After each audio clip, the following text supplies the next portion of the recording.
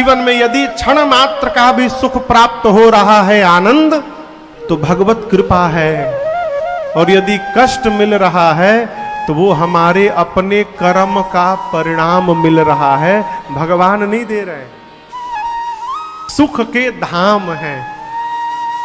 गुरुदेव भगवान कहते हैं, सीकर तिनके से लेकर त्रैलोक्य तक की सुंदर व्यवस्था करते हैं। अब आप देखिए, हम और आप जी रहे हैं, पीछे जो 2 साल बीता है कोरोना में, हवा के मूल्य का पता चल गया है। उसमें है, पता चला है ना, सिलेंडर के लोग कैसे भागते थे, और वो सिलेंडर भगवान ने हमको आपको फ्री में दे दिया है, तो हमको उसके मोल का पता नहीं चलता। सबके लिए सुबास बनाया, सबको सुपास बनाया है। महाराज, जो सब में रमण करते हैं उनका नाम राम होगा। और आप दर्शन करिए, जो मनुष्य जीवन भर राम जी का नाम नहीं लेता है, भगवान बड़ा जानते कौन है? जो समझ जाए। 2 लोग यदि अड़े हुए कि हम समझदार, हम समझदार, हम समझदार, हम समझदार, जब दोनों अपने आप को समझदार करने में लग जाते हैं ना, तो वो संबंध समाप्त होने से कोई बचा नहीं सकता है। संबंध समाप्त ही तब होता है जब दोनों अपने को समझदार मानने लगते हैं। और वास्तव में समझदार समझिएगा कौन है? जो सामने वाले से ये स्वीकार करके कह लेता है, चल तू समझदार है, मैं ना समझ हूं। जब कोई ये मान लेता है तो वो संबंध जीवन भर बना रहता है, वो समाप्त नहीं होता। समझदार कौन? जो समस्या दिखाई पड़े तो अपने को अनासमझ मान ले। समझदार वही है जो संबंध को लेकर चलने का प्रयास कर रहा है। भगवान सब में रमण करते हैं। जो जीव जीवन भर राम जी का नाम नहीं लेता, भगवान कहते हैं वो बच्चा है, भूल सकता है। मैं पिता होके भूल जाऊंगा तो लोग मुझे क्या कहेंगे? जो कभी राम नहीं कहता, वो भी जब अंतिम यात्रा में चलता है तो राम जी उसके साथ रहते हैं, और लोग कहते हैं राम नाम सत्य है। राम जी नहीं छोड़ते। अखिल लोकदायक विश्रामा। महाराज, आपके ये ज्येष्ठ पुत्र वो हैं जो पूरे संसार को विश्राम दे दे। और विश्राम क्या है, हम आपको सुनाए थे पहले दिन की कथा में। इसी प्रसंग से कथा प्रारंभ हुई थी। विश्राम क्या है? मन का हलचल समाप्त हो जाए। विश्राम क्या है? मन में जो द्वेलन है वो शांत हो जाए। विश्राम क्या है?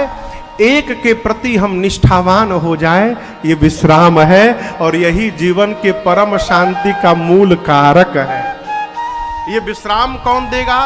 तो राम जी को छोड़कर कोई विश्राम दे नहीं सकता। एक महात्मा कह रहे थे, महाराज विश्राम का मतलब है विश्राम।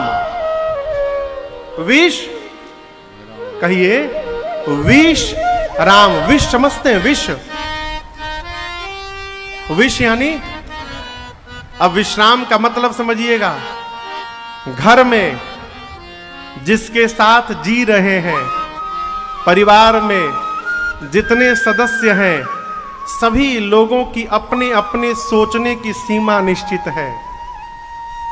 कोई संकुचित होकर सोचता है, कोई व्यापकता से पूर्ण होकर सोचता है, कोई सोचता ही नहीं है, कोई सोचता ही रहता है। अपने हाथ के सारी उंगलियां बराबर नहीं है क्या? बराबर है।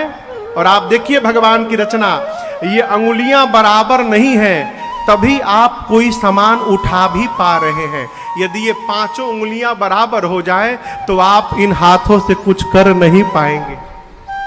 परिवार में कोई छोटा है, कोई बड़ा है, कोई तेज है, कोई मंद है, तभी परिवार भी चल रहा है। जब परिवार में सब तेज हो जाएंगे, वो परिवार समाप्त हो जाएगा। विश्राम क्या है? परिवार में यदि कोई हमको विष रूपी कठोर शब्द बोल भी रहा है, यदि कोई कड़वी बात हमारे प्रति बोल रहा है, जहर बोल रहा है, तो विश्राम कौन प्राप्त किया है माई बाप? जो अपनों का जहर पीकर और अपनों के मंगल के लिए राम राम बोल रहा है, वो विश्राम को प्राप्त कर चुका है। और ये सहज व्यवहार नहीं है। मैं बार बार निवेदन करता हूं कथाओं में, किसी दूसरे के प्रभाव में आकर अपना स्वभाव नहीं बदलना चाहिए। ये पहला संदेश है भक्ति का।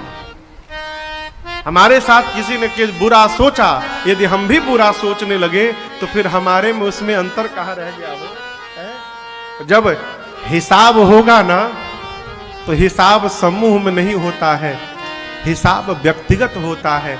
पूज्य महाराज श्री ने मुझसे बहुत पहले कहा था, राजन, परिवार में, घर में कभी ऐसा कोई व्यवहार मत कर देना कि जब तुमसे हिसाब होने लगे तो चेहरे को तुम ऊपर न उठा सको। विवेकी मनुष्य को इस बात का सर्वकाल चिंतन करते रहना चाहिए। यही विश्राम है। गुरुदेव भगवान कहते हैं, आपके ज्येष्ठ पुत्र इनका जो जीवन देखेगा, इनके चरित्र का जो स्मरण करेगा और इनके जीवन को जो अपने जीवन में उतारने का प्रयास करते रहेगा, धीरे धीरे रघुनाथ जी कृपा करके और उस जीव को परम विश्राम की प्राप्ति करा देंगे। जो जगत को विश्राम दे उसका नाम आज के बाद राम है।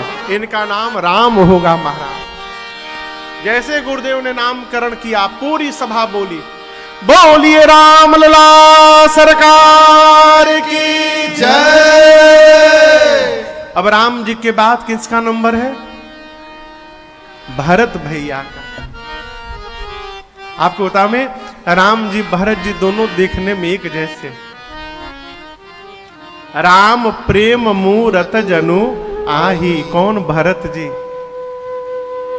पांव से लेकर सिर तक एक स्वरूप, एक नक्शा, एक ही भाव। एक बार कौशल्या मैया ने गुरु जी से पूछा, गुरु जी, राम को भरत को दोनों को जब पालने में सुला देती हूं ना, मैं समझ नहीं पाती हूं कि कौन राम है और कौन भरत है।